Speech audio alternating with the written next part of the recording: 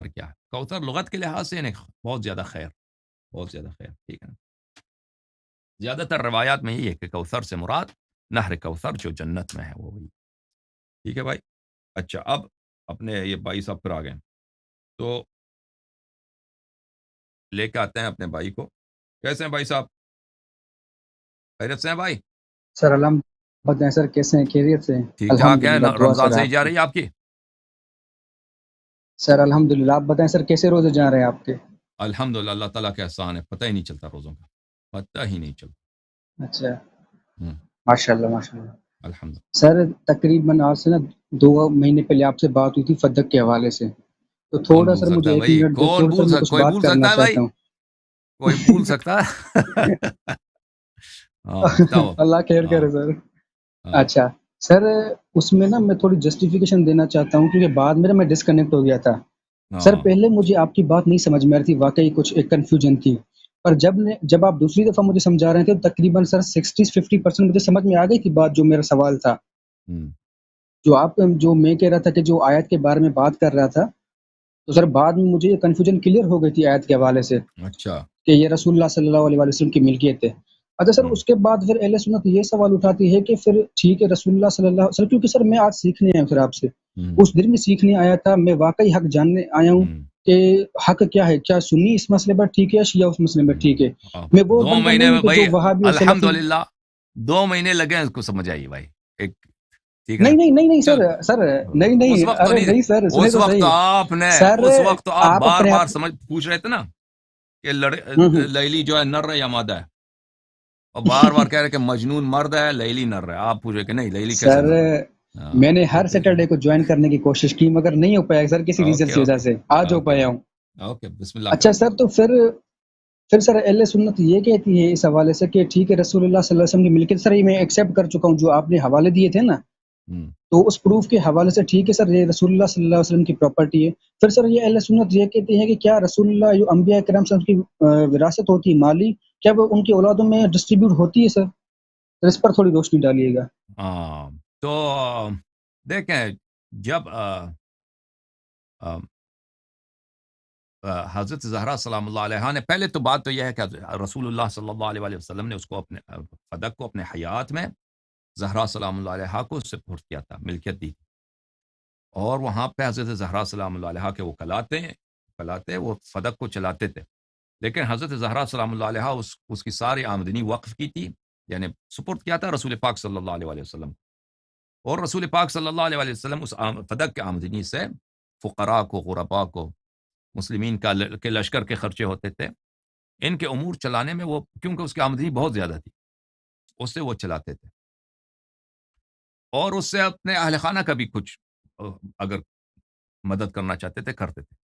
تو یہ سلسلہ کار تھا رسول پاک صلی اللہ علیہ وسلم کی حیات طیبہ میں، یعنی وہ ملکیت پیغمبر صلی اللہ علیہ وسلم کی تھی ابتدا میں، انہوں نے اپنی حیات میں تملیک کیا تھا، ہبہ کیا تھا، دے دیا تھا، سپورٹ کیا تھا، کس کے؟ زہرا سلام اللہ علیہ کے لیے. لیکن زہرا سلام اللہ علیہ نے اس کی آمدنی اپنے والد کے لیے چھوڑ دیا تھا کہ جیسے وہ چاہیں وہ اس پہ تصرف کر دیں. تو جب ابو بکر نے خلافت سنبھالا ہے تو ابو بکر نے زہرا سلام اللہ علیہ کے جو وکلاء تھے، جو کارندے تھے، وہاں اس فدق کو چلائے، ان کو وہاں سے نکال دیا تھا، انہوں نے خود قبضہ کیا تھا. تو پھر حضرت زہرا سلام اللہ علیہ نے کہا تھا کہ فدق ہماری ملکیت ہے، امیر المومنین صاحب نے کہا تھا فدق ہماری ملکیت ہے، رسول اللہ صلی اللہ علیہ وسلم نے ہمیں دی تھی. تو ابو بکر مان گیا تھا، ابو بکر نے سند بھی لکھ کے دیا تھا. پھر جب حضرت زہرا سلام اللہ علیہ مسجد سے واپس نکلی ہیں تو عمر نے وہ کہا کہ یہ کیا ہے؟ کہا کہ یہ سند ہے جو میں ابو بکر نے لکھ کے دیا کہ فدق آپ کی ہے. تو اس نے وہ پاڑ دیا تھا، چیر دیا تھا. تو پھر اس نے، عمر نے جا کے ابو بکر کو ڈانٹا تھا کہ تم نے یہ کیوں واپس کر دیا؟ تو یہ اگر ان کے پاس پیسے آ جائیں تو پھر ہم یہ سب لوگ، کیونکہ اکثر لوگ اسی کی اتباع کرتے ہیں، اسی کے پاس آ جاتے ہیں دنیا والے، جس کے پاس پیسے زیادہ ہیں. اگر ان کے پاس پیسے ہوئے تو پھر ان کا مقابلہ نہیں کر سکو گے، تم علی علیہ السلام کا مقابلہ نہیں کر سکو. تو وہ پھر بچتا گئے تھے. پھر انہوں نے کہا تھا کہ نہیں، ہم آپ کی ملکیت کو نہیں مانتے کیونکہ یہ آپ کو نہیں دیا تھا. تو پھر اس کے بعد زہرا سلام اللہ علیہ نے مطالبہ کیا تھا ارثیے کے طور پر کہ یہ میری میراث ہے، اگر ملکیت نہیں ہے تو کیونکہ یہ سب کو پتہ ہے کہ رسول پاک صلی اللہ علیہ وسلم کی ذاتی کیا تھا، ذاتی وہ ملکیت ہے، تو لازمی بات ہے ان کی اور بیٹی نہیں ہے، ایک بیٹی ہے دنیا میں، تو یہ ساری میری ملکیت بنے گی پھر تو اس وقت ابو بکر نے ایک حدیث نقل کیا تھا، ان معاشر الانبیاء لا نورث ما ترکنا صدقہ، اور یہ حدیث جھوٹی حدیث ہے، یہ افتراء ہے رسول پاک صلی اللہ علیہ وآلہ وسلم پر۔ اس کے کئی دلائل ہیں، دلائل اس کے کئی ایک ہیں۔ آپ کی خدمت میں عرض کروں کہ ایک دلیل وہ یہ ہے کہ خود ابو بکر نے اس حدیث کو جھٹلایا ہے، ابو بکر نے خود اس حدیث کو جھٹلایا ہے۔ اچھا، ملاحظہ فرمائیے معزز ناظرین، یہ کتاب ہے المستدرک، اچھا نہیں، یہ مستدرک میں نہیں ہے، یہ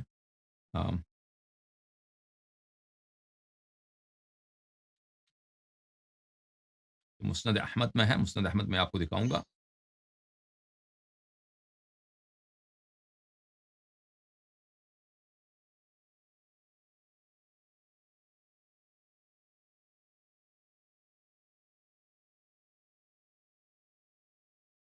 یہ کتاب ہے مسند احمد ابن حنبل بتحقیق الشیخ احمد محمد شاکر، جزء اول، چاپ دار الحدیث بالقاہرہ، یہاں پر صفحہ نمبر 171 میں حدیث نمبر 14، حدیث نمبر 14 اسناد صحیح، یہ صحیح الاسناد ہے۔ اچھا، روایت کرتے ہیں ولید ابن جمیع سے، وہ ابو طفیل سے، لما قبض رسول اللہ صلی اللہ علیہ وآلہ، جب رسول پاک صلی اللہ علیہ وآلہ وسلم کی وفات ہو گئی ہے، ارسلت فاطمہ الی ابی بکر، رسول حضرت زہرا سلام اللہ علیہ نے ابو بکر کو پیغام بھیجا، انت ورثت رسول اللہ صلی اللہ علیہ وآلہ ام اہلو، کیا آپ کو رسول پاک صلی اللہ علیہ وآلہ وسلم سے میراث ملتی ہے یا اس کے اہل بیت کو، اہل بیت کو؟ فقال لا بل اہل بیت اہل بل اہلو، ابو بکر کہا نہیں، مجھے میراث نہیں ملتا، بس اس کے اہل کو ارث ملتا ہے، اس کے اہل کو ارث ملتا ہے، ٹھیک ہے نا؟ تو پہلی بات یہ ہے کہ ابو بکر نے خود ابتدا ہی میں اپنے آپ کو جھٹلایا کہ اہل بیت ارث رسول پاک صلی اللہ علیہ وسلم سے ملتا ہے، ابو بکر کو نہیں ملتا، اس کے اہل کو ملتا ہے۔ اچھا، فَأَيْنَ سَهْمُ رسول اللہ صلی اللہ علیہ وآلہ وسلم، تو ابو بکر رسول زہرا سلام اللہ علیہ نے کہا کہ رسول پاک صلی اللہ علیہ وسلم کی ملکیت پر دے دو ہمیں، کیونکہ اس کے اہل کو ملتا ہے۔ فقال ابو بکر نے کہا انی سمعت رسول اللہ صلی اللہ علیہ وآلہ، میں نے رسول پاک صلی اللہ علیہ وسلم سے سنا ہے، ان اللہ عز وجل اذا اطعم نبیا طعمة ثم قبضه جعله للذي يقوم من بعده، کہ اگر اللہ تعالیٰ کسی نبی کو کوئی مال عطا کرتا ہے تو وہ اس کے بعد اس کے قائم مقام کی ملکیت بن جاتی ہے۔ فرأيت ان ارده على المسلمین،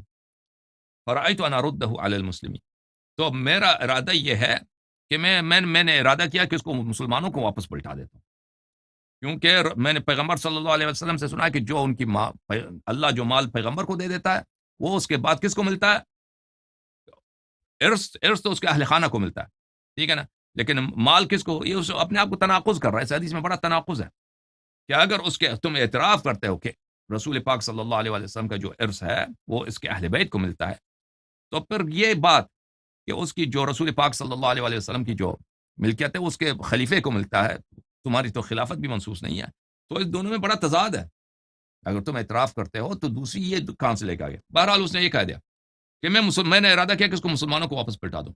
فقالت فانت وما سمعت من رسول اللہ صلی اللہ علیہ وسلم عالم، تو حضرت زہرا سلام اللہ علیہ نے کہا کہ تو اچھی طرح جانتا ہے کہ تو نے رسول پاک صلی اللہ علیہ وسلم سے کیا سنا ہے، تو اچھی طرح خود جانتا ہے کہ تو نے پیغمبر صلی اللہ علیہ وسلم سے واقعاً تم نے کیا سنا ہے۔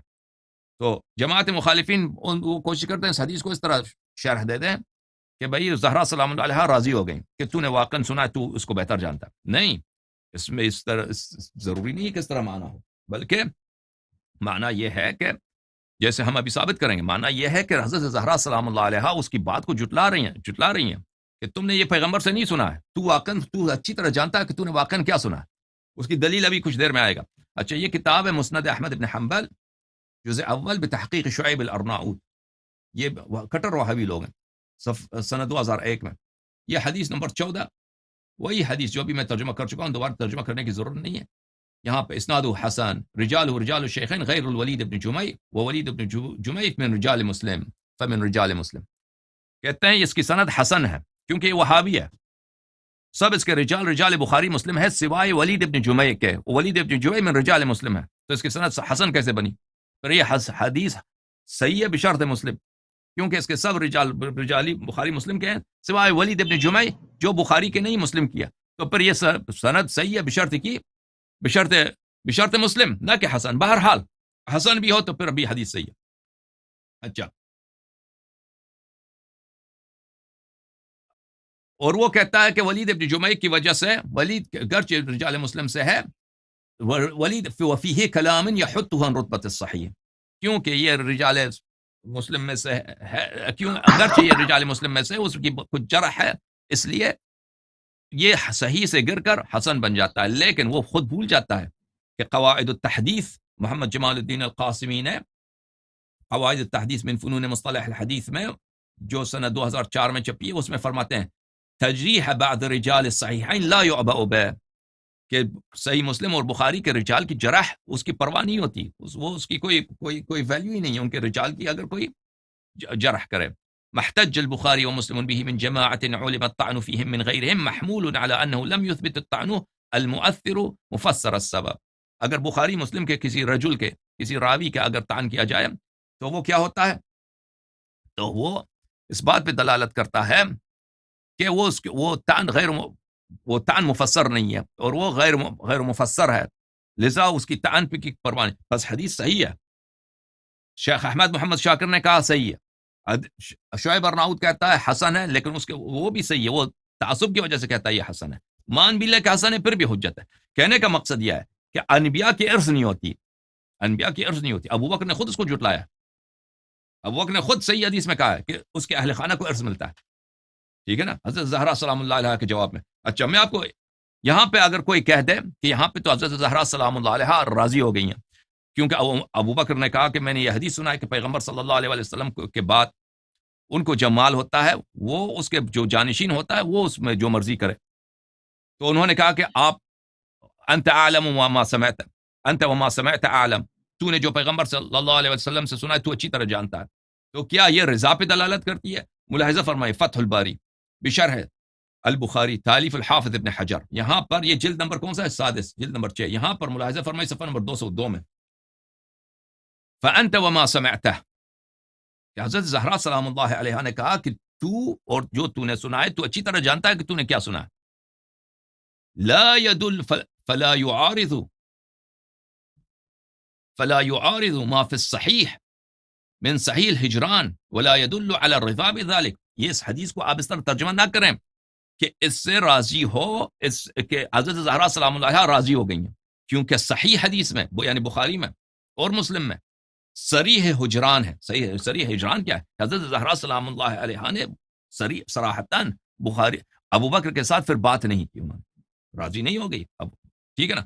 تو پہلی بات یہ ہے کہ انبیاء علیہ الصلوۃ والسلام کی ارث ہوتی یا نہیں ہوتی, خود ابو بکر نے اس کو جھٹلایا ہے, خود ابو بکر نے جھٹلایا. اور جو روایت کا ذیل جو ہے کہ حضرت زہرا سلام اللہ علیہ نے کہا فانت وما سمعته اعلم, تو اچھی طرح جانتا ہے کہ تو نے کیا سنا ہے, تو وہ اس کو ترجمہ نہ کرے کہ وہ رضایت پہ دلالت کرتی ہے. نہیں, رضایت پہ دلالت نہیں کرتی, بلکہ وہ اس دمکی ہے, تخویف ہے, بلکہ تکذیب ہے ابو بکر کی کہ تو خود جانتا ہے کہ تو نے کیا سنا ہے پیغمبر صلی اللہ علیہ وسلم سے. یہ باتیں تم نے نہیں سنی, تو یہ گڑ رہا ہے کہ جو مال پیغمبر ہوتا ہے اس کے اہل خانہ کو ارث میں ملتا ہے, لیکن وہ کس کو ہوتا ہے؟ خلیفے کے ہاتھ میں ہوتا ہے کہ وہ جو چاہے مرضی کرے. عجیب ہے, یہ ارث ملتا ہے. بہرحال ابو بکر نے خود اس کو جھٹلایا کہ انبیاء علیہ الصلوۃ والسلام کی کیا ہوتی ہے؟ ارث ہوتی ہے. دوسری بات آپ کی خدمت میں عرض کریں کہ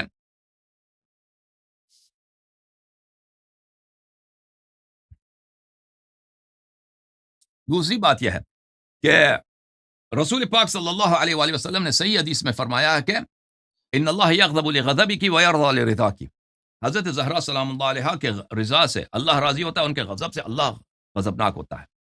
اور یہ بھی فرمایا کہ میں راضی ہوتا ہوں حضرت زہرا سلام اللہ علیہ کے رضا سے, اور مجھے اذیت ملتی ہے حضرت زہرا سلام اللہ علیہ کی اذیت سے. ملاحظہ فرمائیے کتاب المصدق علی الصحیحین للحاکم النیشابوری جزء ثالث شاب دار الفکر, یہاں پہ ملاحظہ فرمائیے حدیث صفحہ نمبر 364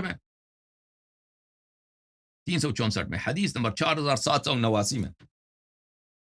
بھلے اس کے متعلق عن علی علیہ السلام، علی علیہ السلام سے روایت ہے کہ قال رسول اللہ صلی اللہ علیہ وآلہ، کہ رسول پاک صلی اللہ علیہ وسلم نے کہا فاطمہ زہرا سلام اللہ علیہا سے، ان اللہ یغضب لغضبک ویرضا لرضاک، اللہ تعالیٰ تیرے غضب سے غضبناک ہو جاتا ہے اور تیرے رضا سے راضی ہو جاتا ہے، ٹھیک ہے نا؟ اور فرمایا کہ یہ حدیث صحیح السند ہے۔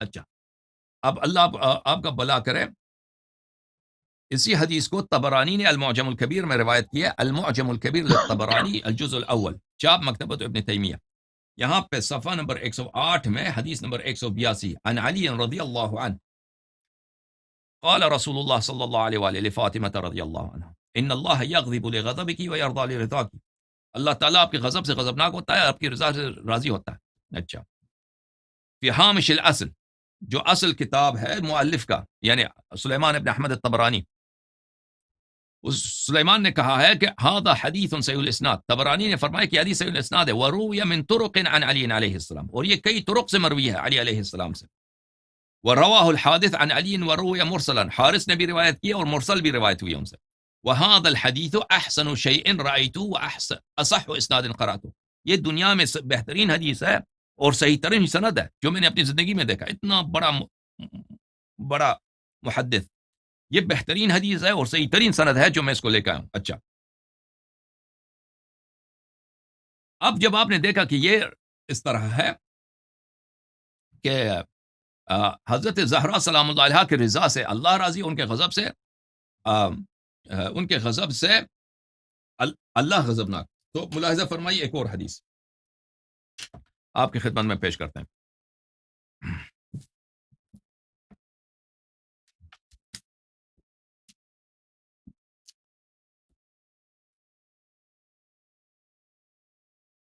ملاحظہ فرمائیے، کتاب ہے البخاری، صحیح البخاری، چاپ دار احیاء التراث العربی، جو چھپی ہے سنہ 2001 میں دار احیاء التراث میں، صفحہ نمبر 60 کتاب فضائل اصحاب النبی صلی اللہ علیہ وآلہ وسلم، یہاں پر باب مناقب قرابت رسول اللہ صلی اللہ علیہ وآلہ، وقال النبی، نبی صلی اللہ علیہ وآلہ وسلم نے کہا فاطمہ سیدۃ نساء اہل الجنہ، سیدہ نساء اہل الجنہ، وقال فاطمہ بضعۃ منی، فاطمہ جو سلام اللہ علیہا میرے جگر کے ٹکڑے، میرے بدن کے ٹکڑے ہیں، فمن اغضبها اغضبنی، جس نے ان کو غضبناک کیا اس نے مجھے غضبناک کیا۔ اب جب یہ باتیں سمجھ میں آ گئی میرے بھائی، آپ کی خدمت میں عرض کریں کہ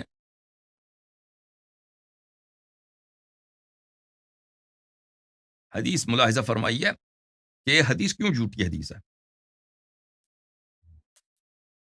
اچھا، انبیاء علیہ السلام کی میراث ہوتی یا نہیں ہوتی؟ یہ کتاب ہے صحیح البخاری، ٹھیک ہے نا، اسی بخاری میں کتاب فرض الخمس میں، یہاں پر یہ حدیث نمبر ہے، اللہ آپ کا بھلا کرے، حدیث نمبر ہے 3092، کہ عائشہ کہتی ہیں ان فاطمہ علیہ السلام ابنت رسول اللہ صلی اللہ علیہ وآلہ سألت ابا بکر بعد وفات رسول اللہ صلی اللہ علیہ وآلہ ان یقسم لها میراثها، عائشہ کہتی ہیں کہ حضرت زہرا سلام اللہ علیہا نے ابو بکر کو بعد وفات الرسول صلی اللہ علیہ وسلم اس سے ڈیمانڈ کیا کہ ان کی میراث جو ہے ان کو دیا جائے پیغمبر سے، ما ترک رسول اللہ صلی اللہ علیہ وآلہ مما افاء اللہ علیہ، ترکہ رسول صلی اللہ علیہ وسلم سے جو رسول پاک صلی اللہ علیہ وسلم کی میراث ہے ان کو دیا جائے۔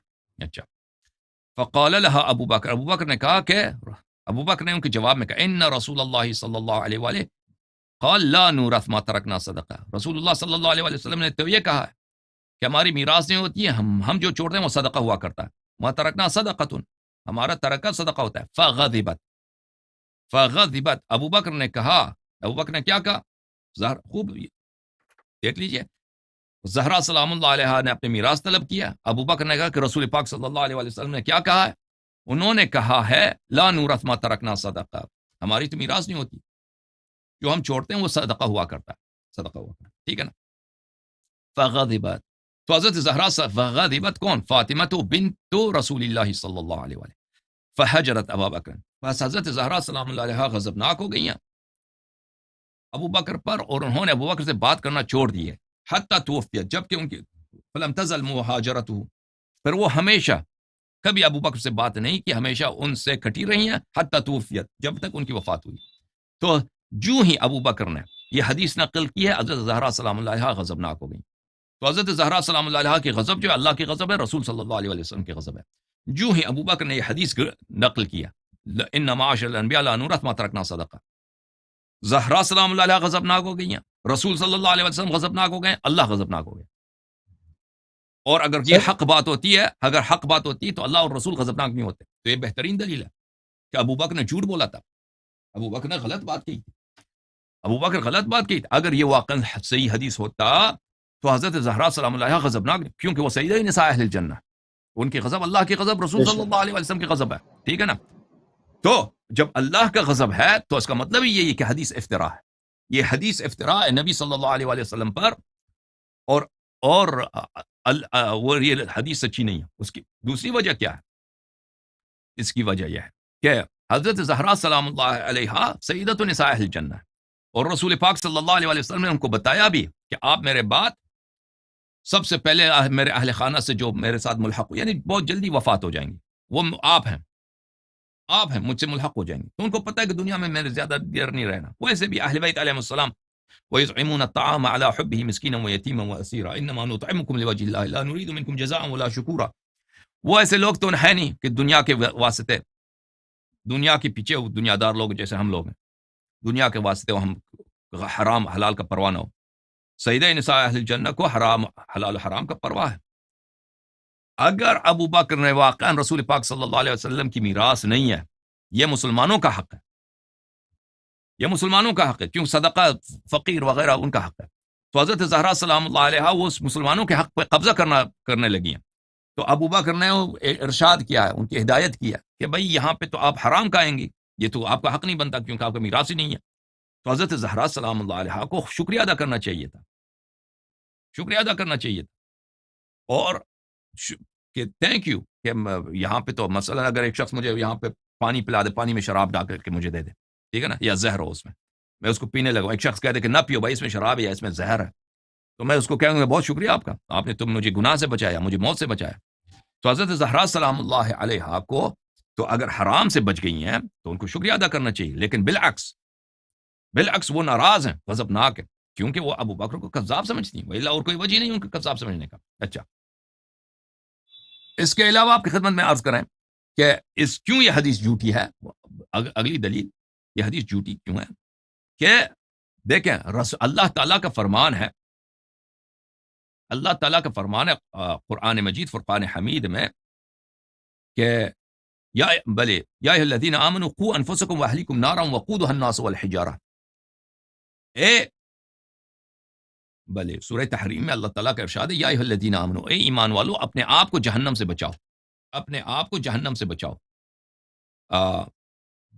اور اپنے اہل خانہ کو، قوا انفسکم واہلیکم نارا وقودها الناس والحجارہ. میں ایک منٹ میں یہ میں لے کے آؤں آپ کی خدمت میں تفسیر الدر منثور. ایک منٹ سر، ایک سوال تھا، پوچھ لوں سر؟ ایک منٹ میں تفسیر لے کے آؤں پھر آپ سوال.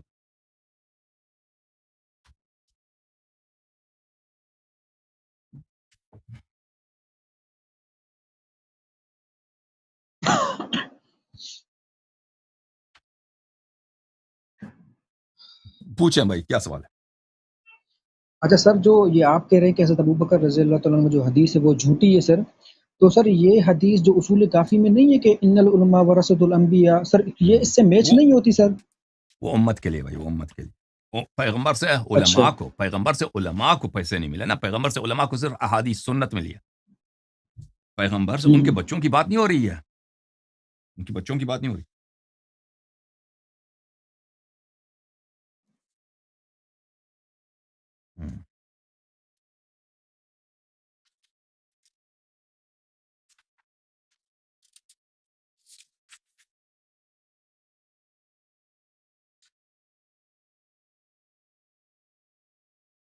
دیکھو عزیزو، یہ کتاب ہے تفسیر در منثور، الدر المنثور فی التفسیر بالمأثور، الجزء الثامن، چاپ دار الفکر، چھپی ہے کب؟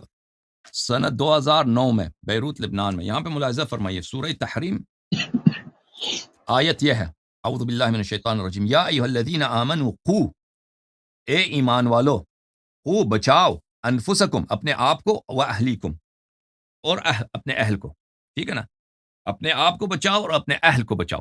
کس سے بچاؤ؟ نارن، جہنم کے آگ سے، وقودها الناس والحجارہ، اس آگ کی ایندھن، اس آگ کے شعلوں کی جو فیول ہے، جو ایندھن ہے، الناس والحجارہ، انسان بھی، اور اتنا آتش اتنا شدید ہے وہ پتھر کو بھی جلا دیتا ہے. اچھا، علیہا ملائکۃ غلاظ شداد، اس آگ پر، جہنم پر شدید طبیعت کے ملائکہ، جو بہت ان کی گرفت سخت ہے، یعنی بہت ان میں کوئی نرمی نہیں ہے. ملائکہ ایسے غلیظ، بہت خشک طبیعت کے، بہت ہی سخت طبیعت کے، سخت گیر ملائکہ. لا یعصون اللہ ما امرہم، اور اللہ وہ آپ کو کوئی ڈیل نہیں دیں گے. وہ یعنی وہ ملائکہ آپ کو عذاب کریں گے، آپ کو ماریں گے، آپ پر رحم نہیں کریں گے، اور وہ اللہ کے حکم کی مخالفت نہیں کریں گے. وہ یفعلون ما یؤمرون، اور اللہ نے ان کو حکم دیا ہے کہ جہنم والوں کا عذاب کرو، وہ عذاب کرتے رہیں گے. ان کی عبادت ہی یہی ہے کہ جہنم والوں کو زیادہ سے زیادہ عذاب کریں. تو کس کو بچاؤ؟ آپ بتاؤ بھائی، اللہ نے کیا فرمایا؟ کس کو بچاؤ؟ او بھائی، جی جی سر. اللہ نے بچاؤ، کس کو بچاؤ؟ آیت ہی نہیں سنی آپ نے نا. سر وہ تھوڑی ادھر دھیان تھا میرا، کتاب ڈھونڈ سنو، رہا تھا. آپ جی پھر جی ایک دفعہ یا اے ایمان والو، بچاؤ انفس، اپنے آپ کو، اور اہلیکم، اور اپنے اہل خانہ کو، اپنے اہل کو بچاؤ. سر. تو یہ فرمان رسول صلی اللہ علیہ وسلم نے لے کے آیا نا، کوئی اور تو نہیں لے کے آیا. قرآن کس کا ہے؟ پیغمبر کا ہے، کسی اور کا ہے بھائی؟ بالکل پیغمبر صلی اللہ علیہ وسلم. صلی اللہ علیہ وسلم. انہوں نے بتایا، لوگوں کو سمجھایا بھی ہے. اچھا، انہوں نے کیا بتایا؟ کہ اپنے آپ کو بچانا بھی ہے اور اپنے اہل بیت کو بھی بچانا ہے، ٹھیک ہے نا. اسی کے ذیل میں روایت کرتے ہیں، اسی آیت کے ذیل میں بھلے حدیث لے کے آئے ہیں انہوں نے، بھلے قو انفسکم واہلیکم نارا، یعنی کیا؟ علموا انفسکم واہلیکم الخیر وادبوہم. فرمایا کہ اس آیت کا مطلب یہ ہے کہ اپنے آپ کو آتش جہنم سے بچاؤ. اس سے مطلب کیا ہے؟ مطلب یہ ہے کہ علموا انفسکم، اپنے آپ کو، واہلیکم، اور اپنے اہل خانہ کو اچھی باتیں سکھاؤ، اور سیکھ لو اور سکھاؤ، اور اچھے ادب سکھاؤ، ٹھیک ہے نا. پھر دوسرے حدیث میں ابن عباس سے روایت ہے، اسی قو انفسکم واہلیکم اعملوا بطاعت اللہ واتقوا معاصی اللہ وامروا اہلیکم بالذکر ینجیکم اللہ من النار. اپنے اہل خانہ کو ذکر سکھاؤ تاکہ وہ جہنم سے بچائیں. تو اللہ تعالیٰ نے حکم دیا کہ اپنے اہل خانہ کو جہنم سے بچاؤ. حدیث میں بھی آپ لوگ لے کے آئیں کہ ان کو خیر سکھاؤ، ٹھیک ہے نا. تو رسول اللہ صلی اللہ علیہ وسلم کی ایک ہی بیٹی ہے دنیا میں. اگر کسی کو ارث ملنا ہے تو ان کا نہ والد ہے نہ والدہ، کسی کوئی بھی نہیں ہے دوسرے، تو ارث نہیں ملنا. ان کی بیٹی ہے، ٹھیک ہے نا. ان کو کیوں نہیں بتایا؟ بتانا تو جس کو ارث ملنا اس کو بتانا کہ بھئی میری میراث نہیں ہوتی. وصیت کر، اتنے احادیث ہے کہ کوئی بھی شخص مرتا ہے، وصیت اس کے سر کے نیچے اگر نہ ہو تو وہ غافلین میں اس کا شمار ہے، ٹھیک ہے نا. آپ میں سے کوئی بھی نہ مرے، کوئی بھی 3 رات نہ گزرے مگر یہ کہ وصیت آپ کے سر کے نیچے ہو، ہے کہ نہیں احادیث میں، ٹھیک ہے نا. تو رسول پاک صلی اللہ علیہ وسلم، ہاں بلی قرآن کی آیت ہے، افتأمرون الناس بالبر وتنسون انفسکم وانتم تتلون الکتاب. دوسروں کو وہ کیا ہو تعلیم دیتے تھے ان باتوں کا، خود عمل نہیں کرتے تھے. سب لوگوں کو احکام سنایا. ابو بکر کو کوئی میراث نہیں ملنے والا، کوئی میراث نہیں ملنے والا ابو بکر کو، کیونکہ وہ نہ رشتہ دار کچھ بھی نہیں، اجنبی آدمی. بیٹی ان کی ایک ہے، یہ بتانا تو ان کو چاہیے تھا. اگر یہ حدیث حق ہے تو یہ رسول اللہ صلی اللہ علیہ وسلم کے عدم عصمت کی دلیل ہے، ان کے گناہ کار ہونے کی دلیل ہے. کیوں گناہ کار ہونے کی دلیل ہے؟ کہ انہوں نے زہرا سلام اللہ علیہا کو ضائع کیا ہے، ان کے حق کو ضائع کیا ہے. ان کو وہ بات جو حق بنتا تھا زہرا کا، دنیا میں نبی کی صرف ایک بیٹی ہے، پوری دنیا میں کوئی نبی نہیں ہے، ایک نبی ہے پوری دنیا میں، کوئی بنت نبی نہیں ہے سوائے حضرت زہرا سلام اللہ علیہا کا. سب لوگوں کو ان کے والد سے ارث ملتا ہے. کوئی بھی شخص، ابو بکر مرے اس کے بیٹی کو ارث ملے گا، اس کے بیٹے کو ارث ملے گا. عمر مرے اس کے اولاد کو ارث ملے گا. نبی صلی اللہ علیہ وسلم کے لیے ایکسیپشن ہے، ٹھیک ہے نا، ارث نہیں ملنے والا. تو اس کو بتانا چاہیے تھا، سمجھانا چاہیے تھا کہ یہ حرام ہے تیرے لیے، تو کھائے گی تو جہنم جائے گی. یہ نہیں بتایا. اگر یہ حدیث حق ہے میرے بھائی، اگر ابو بکر سچا ہے تو رسول پاک صلی اللہ علیہ وسلم نبی نہیں ہے، یہ نبی ہو ہی نہیں سکتا جس نے دوسروں کو سکھایا کہ اپنے اہل خانہ کو جہنم سے بچاؤ، اور اس نے خود نہیں بچایا اپنے اہل خانہ کو، ٹھیک ہے نا. تو یہ دلائل میں نے دیے ہیں، یہ اختصار کے ساتھ ان دلائل کا بہت سر ایک بہت آخری گزارش تفصیل ہے. کروں گا سر آپ سے. ہاں اب پوچھو. اب جب یہ ثابت ہوا میرے جی عزیزو، اب جو لوگ سن رہے ہیں کہ ابو بکر نے افتراء کیا ہے، ابو بکر نے افتراء کیا، اس حدیث، یہ حدیث قرآن کے خلاف ہے. کیوں قرآن کے خلاف؟ ورث سلیمان و داؤد، سلیمان نے سلیمان داؤد کا بیٹا ہے، اس کو ارث ملا ہے، یہ نص قرآن ہے. تو اگر یہ حدیث اور یہ رسول صلی اللہ علیہ وسلم پہ طعن ہے مختلف دلائل میں، اور ابو بکر نے خود اس حدیث کو جھٹلایا ہے، اس حدیث کی وجہ سے اللہ کی غضب ہے، اللہ غضبناک، رسول صلی اللہ علیہ وسلم غضبناک ہو گئی ہیں. اچھا یہ سب باتیں ہیں. اس کے علاوہ بھی میرے پاس بہت زیادہ دلائل ہیں، ابھی وقت نہیں ان کا ذکر کرنے. جب یہ ثابت ہوا کہ حدیث جھوٹا ہے تو پھر ابو بکر کی خلافت بھی بات ہے. کیونکہ ایک شخص اگر مال دنیا کے لیے رسول پہ صلی اللہ علیہ وسلم پہ جھوٹی حدیث گڑھ سکتا ہے، ان کی اکلوتی بیٹی پر ان کا مال کھانے کے لیے رسول اللہ صلی اللہ علیہ وسلم کے متعلق جھوٹی حدیث گڑھ سکتا ہے، تو وہ خلیفہ رسول صلی اللہ علیہ وسلم نہیں ہو سکتا. جی سر بتائیں، حکم کریں. سر گزارش یہ کروں گا کہ سر کیا آپ مجھے اہل سنت کی کتابوں میں کسی صحیح سند سے یہ دکھا سکتے ہیں کہ بھی فاطمہ الزہرا سلام اللہ علیہ نے حضرت ابوبکر کو یہ کہا ہو کہ یہ تو مطلب جب مطالبہ کیا تھا وراثت کا کہ رسول اللہ صلی اللہ علیہ وسلم مطلب میرے والد صاحب تو یہ مجھے ہبا کر کے گئے تھے، تو سر اس سے بڑی اور کوئی کیا بات ہو سکتی ہے؟ پھر تو سر میرے ہاتھ ہی اوپر ہے، کیونکہ میں تو کھڑا ہوں بی بی ان فاطمہ کے ہبہ الزہرا کے سلام دلائل اللہ علیہ بہت کے زیادہ ساتھ. ہیں، ہبہ کے دلائل بہت زیادہ سر ہیں. کوئی ایک حدیث مجھے صحیح سند کے ساتھ بتا دے وسلم جس میں یہ کہا اور بی بی فاطمہ نے حضرت ابوبکر کو کہ مجھے یہ فدق رسول اللہ نے مجھے ہبا کر دیا تھا، تو سر بات ہی ختم. سر ابھی لیکن دیکھ، اگر میں آپ کی ڈیمانڈ کو پورا بھی نہ کروں نا تو ابھی بات ختم ہے. ابھی آپ اس کو پھر بھی سر نظر میری کنفرمیشن کے نہیں لیے نہیں سر. نہیں ابھی جتنی باتیں میں نے ابھی فرض کریں، میں آپ کی بات سمجھ گیا ہوں، لیکن اگر عاقل کے لیے جتنی باتیں ابھی میں نے آدھا گھنٹے جتنے میں نے بات کیا نا، حدیث دکھائیں، سب آپ کی کتب سے دکھائیں، قرآن تفسیر وغیرہ آپ سب لوگوں کی یہ دکھائیں، یہ سب کافی ہے. اس بات کے لیے کہ کہ کہ یہ حدیث رسول پاک صلی اللہ علیہ وسلم پہ تہمت ہے، اور میں نے سارے دلائل نہیں لائے، اور میرے پاس اور بھی دلیل ہے. اچھا اب آپ کہتے ہیں کہ یہ ہبہ ہو، یہ ہبہ ہے، ہبہ ہونے کی دلیل. بھلے میں آپ کو ہبہ ہونے کی دلائل آپ کو کچھ دکھاتا ہوں.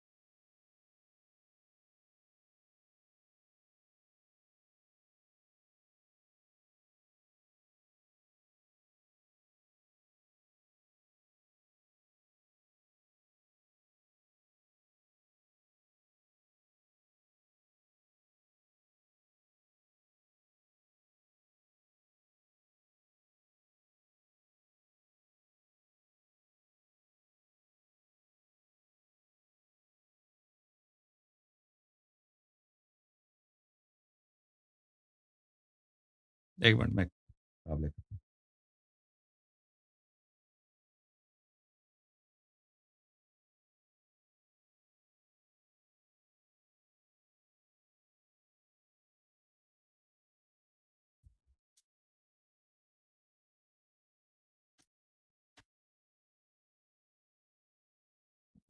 دیکھیں، یہ جینیس صاحب نے ابھی میرے بات رد نہیں کر سکے.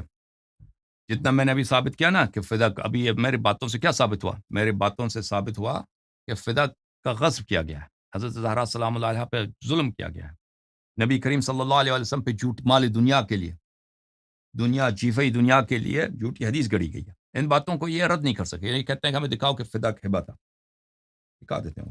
کوئی بات، موضوع چینج کرنا ہے نا، ایک سوال اسی سوال کے متعلق پوچھتے ہیں نا، اتنے متعلق ہم نے 1 گھنٹے بات کی ہے آپ سے.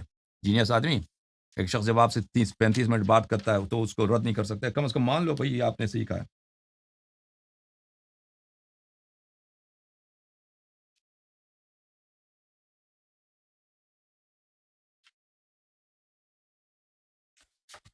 عزیزوں ملاحظہ فرماؤ، یہ میں اختصار کے ساتھ ہوں، اس کے مصادر بہت زیادہ ہیں. کتاب ہے الدر المنثور فی التفسیر بالمأثور الجزء الخامس، چاپ دار الفکر، چھپی ہے سنہ 2009 میں. یہاں پہ ملاحظہ فرمائی 200 صفحہ نمبر 273 میں. آیا کون سا ہے بھائی؟ آیا یہ ہے وآت ذی القربى حقہ. آیت یہ ہے عزیزو، اعوذ باللہ من الشیطان الرجیم، وآت ذی القربى حقہ، ذی القربہ کو ان کا حق دے دو. وأخرج البزار وابو یعلا وابن ابی حاتم وابن مردوی عن ابی سعید الخدری. آپ کو پتہ ہے میرے معزز ناظرین کہ ابن ابی حاتم کی تفسیر کی جتنی روایات ہیں وہ صحیح ہیں.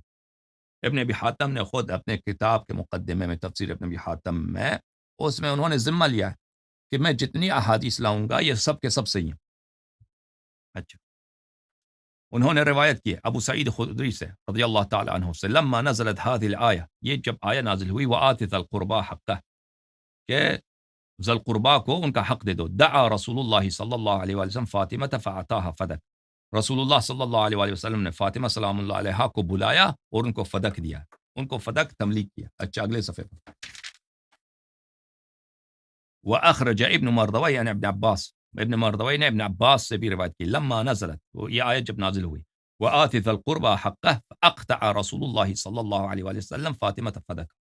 رسول اللہ صلی اللہ علیہ وآلہ وسلم نے فاطمہ سلام اللہ علیہا کو فدک بخش دیا، ان کو وہ باغ دے دیا. اچھا، تو پھر یہ کس سے ہوا؟ یہ ابو سعید خدری اور عبداللہ ابن عباس سے. آپ کی خدمت میں پیش کرتا ہوں امیر المؤمنین علیہ الصلوۃ والسلام کی حدیث.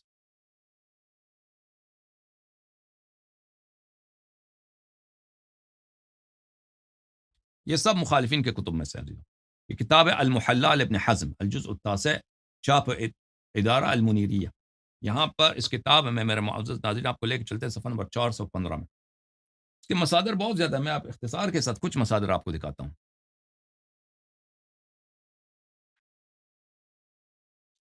صفحہ نمبر 415، اس صفحے کے آخر میں صفحہ مسئلہ نمبر 1789 میں،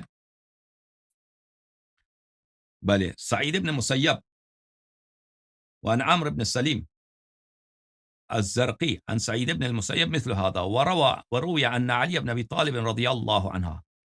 روایت ہے کہ علی بن ابی طالب رضی اللہ عنہ نے شہید لفاطمہ رضی اللہ عنہ، انہوں نے شہادت دی ہے فاطمہ زہرا سلام اللہ علیہا کے لیے، عند ابی بکر، ابو بکر کے نزدیک، ومعه ام ایمن، ان کے نزدیک ان کے ساتھ ام ایمن بھی تھا. فقال له ابو بکر لو شهد معك رجل امرأة اخرى لقضيت لها بذلك. ام ایمن بھی ساتھ تھیں، حضرت امیر المؤمنین علیہ السلام بھی ساتھ تھے. زہرا سلام اللہ علیہ نے فدق کا مطالبہ کیا ہے کہ یہ میرا حق ہے، مجھے عطا کیا گیا. وإلا میراث کے لیے تو شہادت کی ضرورت نہیں ہے کہ یہ رسول اللہ صلی اللہ علیہ وسلم کی بیٹی ہیں، اس کے لیے تو شہادت کی ضرورت، وہ تو سب کو پتہ ہے بیٹی ہیں. یہ رسول اللہ صلی اللہ علیہ وسلم نے مجھے تملیک کیا، مجھے ہبہ کیا، اس کے لیے امیر المؤمنین علیہ السلام نے اور ام ایمن رضی اللہ تعالیٰ عنہ دونوں نے شہادت دی. اچھا،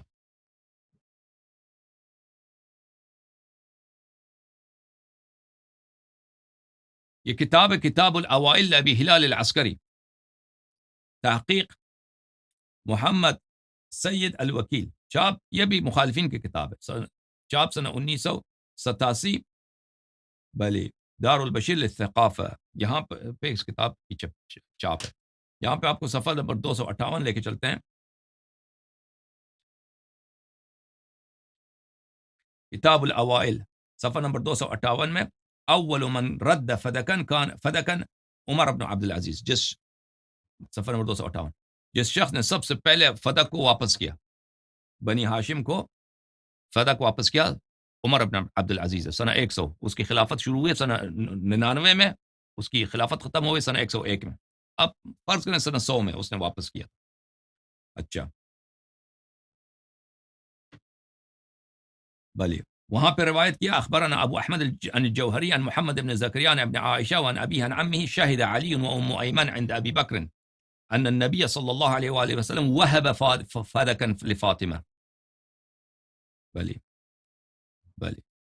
حضرت امیر المؤمنین علیہ السلام نے اور ام ایمن دونوں نے ابو بکر کے نزدیک انہوں نے شہادت دی کہ رسول اللہ صلی اللہ علیہ وآلہ وسلم نے فدک کو حضرت زہرا سلام اللہ علیہ کو بخشی تھی، پر ابو بکر نے قبول نہیں کیا تھا، نہیں دیا تھا ان کو فدک نہیں دیا تھا. اچھا، فلما ولی كانت اول مظلمة ردها على بنی علی علیہ السلام. جب عمر بن عبدالعزیز کو خلافت ملی ہے، سب سے پہلے اس نے جو چیز کسی کو واپس کیا ہے مظالم میں سے، یعنی دوسروں کے ظلم کو ختم کرنے کے لیے، اسے جو پہلے خلفات مظالم کو ختم کرنے، سب سے پہلے جو کام کیا اس نے فدق کو واپس کیا. کس کو؟ بنی علی علیہ السلام کے لیے، بنی فاطمہ سلام اللہ علیہ کے لیے، عمر بن عبدالعزیز نے.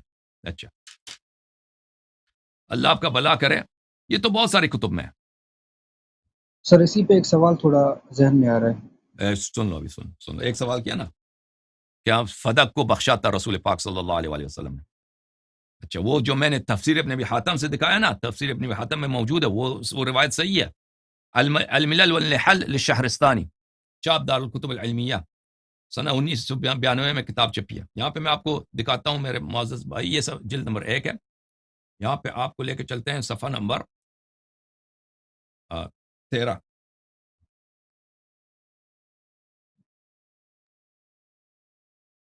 یہاں پہ مسلمانوں میں جو اختلافات پیدا ہوئے ہیں، سب سے پہلے اختلاف کیا تھا؟ دوسرا چھٹا جو اختلاف ہے مسلمانوں میں، الامر الخلاف السادس فی امر فدق. اسلام میں جو نمبر 6 جو اختلاف پیدا ہوا ہے وہ فدق کے معاملے میں. وہ توارث عن النبی صلی اللہ علیہ وآلہ وسلم، کہ نبی صلی اللہ علیہ وآلہ وسلم سے فدق میں کہ میراث میں ملی ہے. ودعوى فاطمہ علیہ السلام وراثة تارة وتملیکا اخرى، اور حضرت زہرا سلام اللہ علیہ نے ادعا کی. ایک روایت میں نے آپ کو دکھایا ابو سعید خدری کا، ایک روایت دکھایا ابن عباس کا، ایک روایت کس کا دکھایا؟ ایک روایت دکھایا امیر المؤمنین علیہ السلام، روایت دکھایا ام ایمن کا. یہ 4 صحابی ہو گئے. 5ویں صحابی زہرا سلام اللہ علیہ، کہ انہوں نے تملیک کا، انہوں کہ رسول پاک صلی اللہ علیہ وسلم نے مجھے فدق دی ہے، انہوں نے ادعا کیا تھا.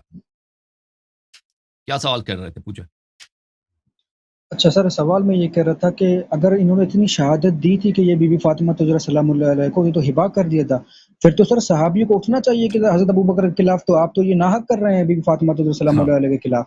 تو اس کا جواب یہ ہے میرے بھائی کہ رسول پاک صلی اللہ علیہ وآلہ وسلم نے کہا. میں آپ کو جواب دے دیتا ہوں. صحابہ تو کرنا چاہیے تھا، صحابہ کو بہت کچھ کرنا چاہیے، صحابہ کو کرنا چاہیے.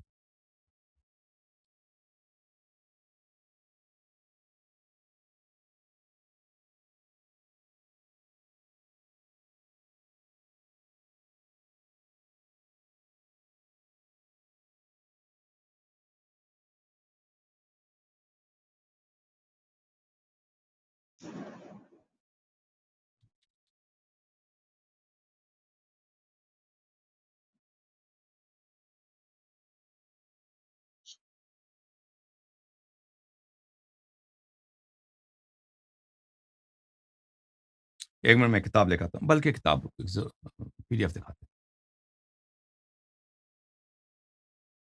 محترم ناظرین، یہ کتاب ہے، کتاب صحیح سنن الترمذی المجلد الثانی بتحقیق محمد ناصر الدین الالبانی، یعنی اس کے سب روایت صحیح ہیں.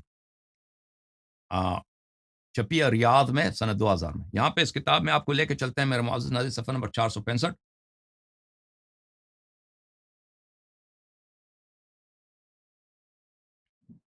باب ما جاء لترکبن سنن من کان قبلکم، صفحہ نمبر 465 ہے یہ. لترکبن سنن من کان قبلکم، کہ رسول پاک صلی اللہ علیہ وآلہ وسلم نے فرمایا کہ تم پہلے والی امتوں کے نقش قدم پہ چلو گے. اچھا، یہ حدیث صحیح ہے، حدیث صحیح ہے. ان ابو واقد اللیثی روایت کرتے ہیں ان رسول اللہ صلی اللہ علیہ وآلہ لما خرج الى حنین، رسول اللہ صلی اللہ علیہ وسلم چل پڑے حنین کی طرف. مر بشجرۃ للمشرکین، وہاں پہ فتح مکہ کے بعد حنین کی طرف، غزوہ حنین و طائف کی طرف جا رہے. وہاں پہ مشرکین کا ایک شجر تھا، ایک درخت تھا، وہ اس درخت کی پوجا کرتے تھے. مشرکین درخت کی پوجا کرتے تھے. ابھی بتاؤں گا کہ اس کی پوجا کرتے تھے، یہ سب آ جائے گا. یقال لها ذات انوات، اس کو کہتے تھے ذات انوات. نوت جو ہے باسکٹ کو بولتے ہیں، ٹوکری، کیونکہ آ کے اس پہ اپنی ٹوکریاں، اپنے جو نزورات ہیں اس درخت کو لٹکاتے تھے، اس کی پوجا کرتے تھے، پرستش کرتے تھے. اچھا، یعلقون علیہا اسلحتہم، اس پہ اپنے سلاح وغیرہ جو کرتے اپنے بھگوان کے ساتھ، وہ ہندو کرتے ہیں، وہ بھی کرتے تھے. فقال یا رسول اللہ صلی اللہ علیہ وآلہ اجعل لنا ذات انوات کما لهم ذات انوات. انہوں نے کیا کہا؟ صحابہ نے فرمایا، عرض کیا یا رسول اللہ ہمارے لیے بھی ذات انوات بنا دے. صحابہ نے کہا کہ یا رسول اللہ ہمارے لیے بھی ان کی جو ہے نا بھگوان ہے، ان کی جو درخت ہے جس کے ہمارے لیے بھی آپ بنا دیں بھائی، ہماری دین میں کیوں نہیں ہے؟ ٹھیک ہے نا. یہ تو صحابہ تو اتنے بیوقوف تو نہیں تھے کہ یہ باطل ہے. رسول پاک صلی اللہ علیہ وسلم فتح مکہ کے بعد اتنی محنتوں کے بعد مسلمان بنایا، ان کو توحید سکھایا، ابھی کعبہ کی ابھی بتیں توڑی ہیں، تو یہ ابھی خواہش ظاہر کر رہے ہیں کہ ہمارے لیے بت بنایا جائے. سر یہ فقال کون لهم صحابی النبی، تھے؟ صحابہ کا تو یہ تو آپ کا اصول ہے نا کہ صحابہ کا نام ذکر نہیں کرتے نا، وہ تو آپ کا اصول ہے. ان کو معلوم تھا کہ کون تھے، اب وہ لوگ اب چھپا دیا، ہمیں کیا معلوم. فقال النبی صلی اللہ علیہ وسلم، نبی صلی اللہ علیہ وسلم نے فرمایا سبحان اللہ هذا كما قال قوم موسیٰ، فرمایا سبحان اللہ، یہ وہی ہے جو حضرت موسیٰ علیہ السلام کے قوم نے ان سے خواہش کی تھی، اجعل لنا الہا كما لهم آلہہ. بھلے میں آپ کو آیت دکھاتا ہوں قرآن مجید سے، یہ کون سی آیت ہے، میں آپ کو آیت اردو ترجمے کے ساتھ دکھاؤں تاکہ بالکل آپ کی شکوک دور ہو جائے.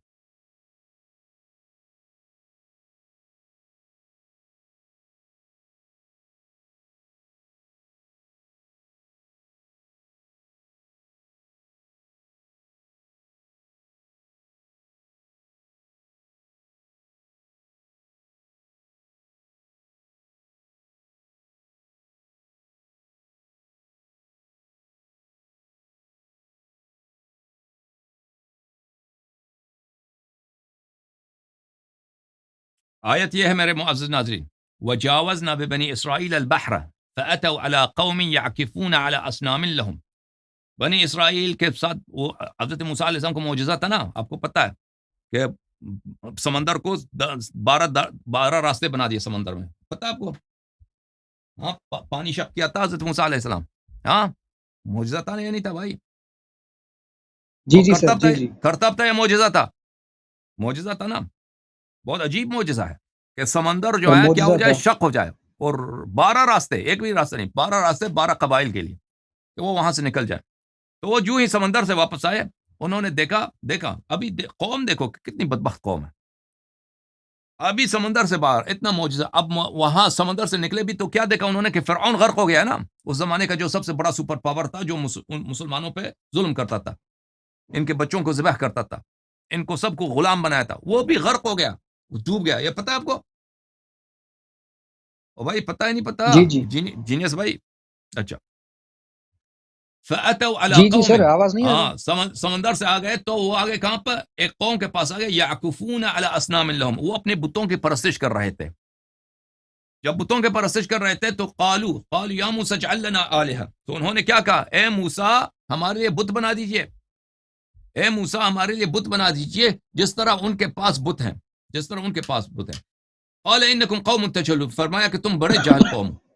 اور ہم نے، یہ دیکھو میں طاہر قادری کا دکھاؤں، اور ہم نے بنی اسرائیل کو سمندر یعنی بحر قلزم کی پار اتارا تو وہ ایک ایسے قوم کے پاس جا پہنچے جو اپنے بتوں کی گرد پرستش کے لیے آسن مارے بیٹھے تھے، یاکفون اعتکاف کیا تھا بتوں کے پاس.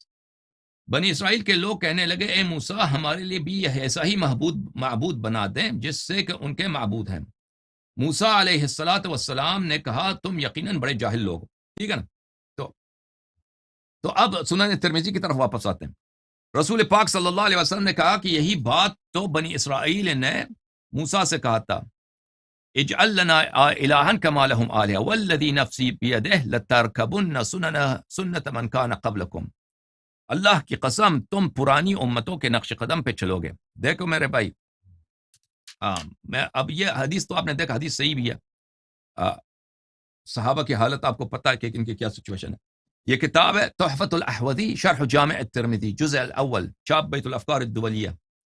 سنن ترمذی کی شرح ہے محمد عبد الرحمن مبارک پوری، یہ پرانے زمانے کے محدث ہندوستان کے، انہوں نے یہ کتاب لکھی ہے. یہاں پہ آپ کو لے کے چلتے ہیں میرے معزز ناظرین، صفحہ نمبر 1770 پہ. اسی حدیث کی شرح میں وہ بہت مفید جملے کہتے ہیں. اچھا، اسی حدیث کو جب نقل کرتے ہیں نا، یہ وہی حدیث ہے. اس کے بعد اس کی شرح میں وہ فرماتے ہیں، قال المناوی، ملاوی نے کہا اسناد صحیح، اسناد صحیح ہے، والسنت لغتاً الطریقہ. رسول پاک صلی اللہ علیہ وسلم نے فرمایا کہ تم پرانے امتوں کے سنت پہ چلو گے. سنت کا مطلب ہے طریقہ، حسنتاً کانت او سیئہ، اچھا ہو یا برا ہو. والمراد هنا طریقۃ اہل الاہواء والبدع التي ابتدعوها من تلقاء نفسهم بعد انبیائهم. یہاں سے مراد کیا ہے؟ وہ سنتیں جو اہل ہوائے نفس اور اہل بدعت اپنے انبیاء کے بعد انہوں نے ایجاد کی تھی، یہ امت بھی ایجاد کریں گے. من تغییر دینہم، کہ اپنے دین کو تغییر دیں گے، وہ تحریف کتابہم، اور اپنی کتاب کو چینج کریں گے. کما اتی علی بنی اسرائیل حذو النعل بالنعل، جیسے بنی اسرائیل نے کیا حذو النعل بالنعل، قدم بقدم بنی اسرائیل کے نقش قدم پہ چلیں گے.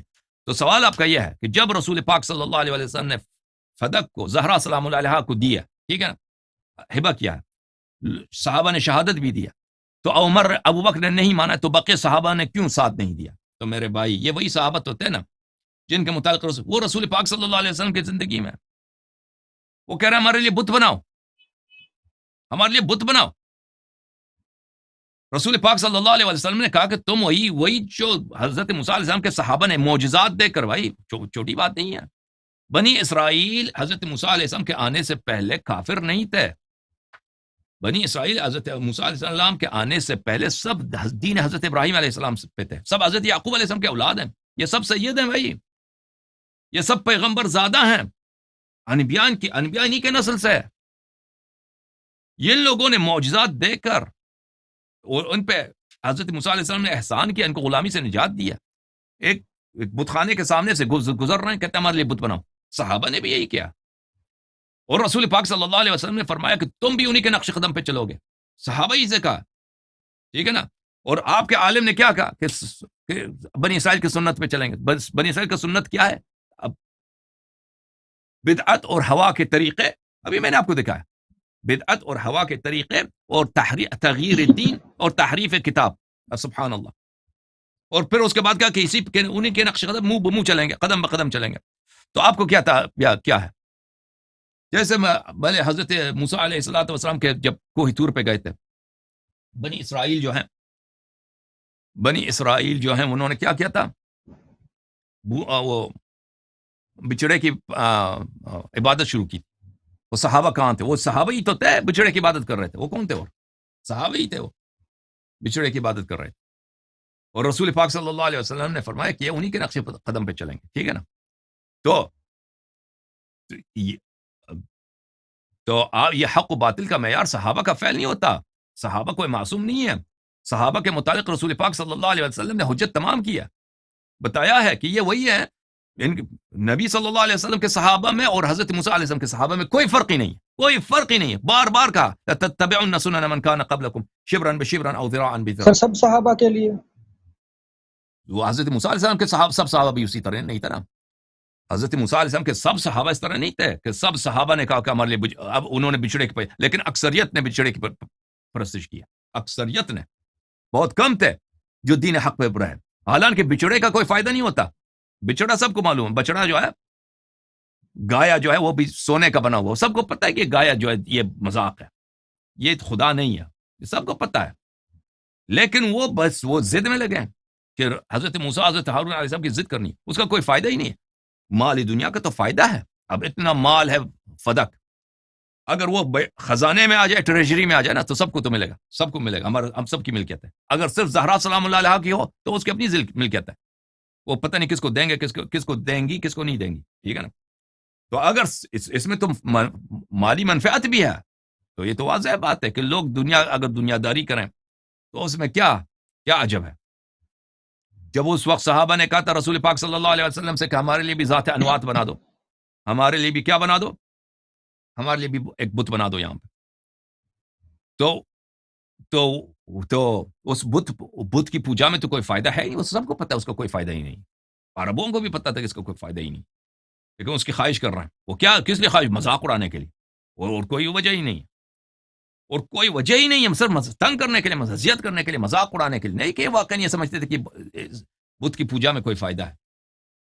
لیکن اس میں مخالفت، کفر کی حد تک مخالفت کر سکتے ہیں، بلکہ کفر کا بالکل کفر ہے. جو کہتا ہے میرے لیے بت بنا دو، وہ ہے ہی کافر. وہ کر سکتے ہیں. تو مال دنیا جس میں واضح طور ہے کہ مال دنیا میں فوائد ہیں، اس کے لیے اگر وہ کریں، الا ماشاء اللہ.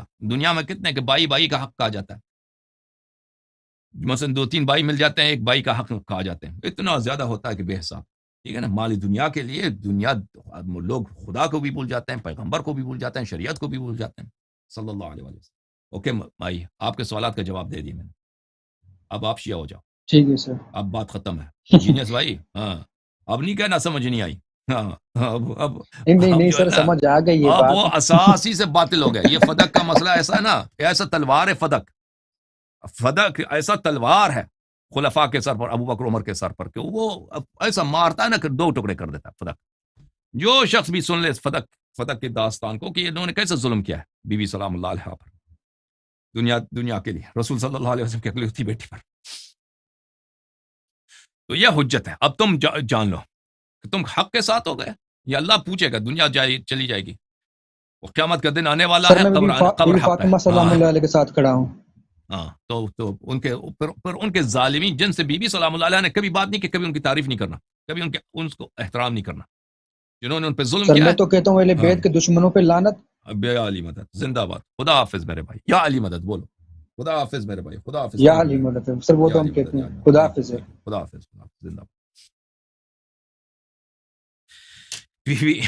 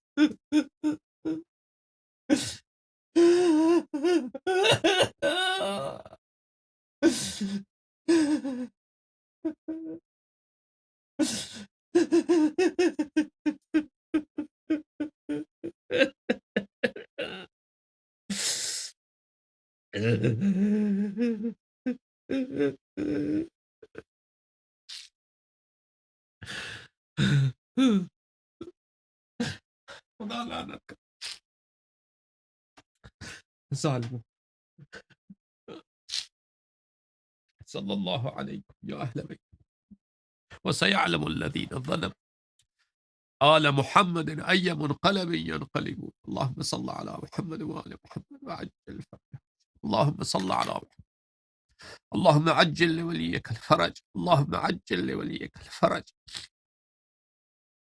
اللهم عجل لوليك الفرج. اللهم عجل لوليك الفرج. اللهم عجل لوليك الفرج. اللهم صل على محمد وآل محمد وعجل فرجه الشريف.